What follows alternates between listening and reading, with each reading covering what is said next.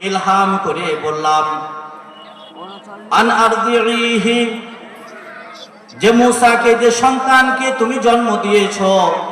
সেই সন্তানকে দুধ পান করাতে থাকো যতক্ষণ পর্যন্ত তোমার কোনো ভয় না হচ্ছে। ফাইদা খিফতি আলাইহি, যখন তুমি দেখবে মূসার উপরে, মূসার সম্পর্কে কোনো আশঙ্কা যখন দেখবে তুমি, ফালকিহি ফিল ইয়াম্মি, তার জন্য আলাদা একটা ব্যবস্থা করে আমি রেখেছি। আল্লাহ তাআলা মূসা আলাইহিস সালামের ওয়ালিদাকে, মা জননীকে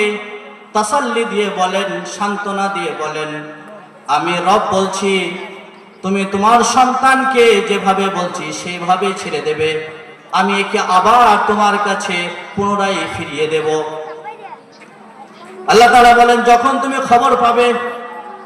যে এলাকায় চারিদিকে সমস্ত ঘরে ঘরে তালাশ চলছিল,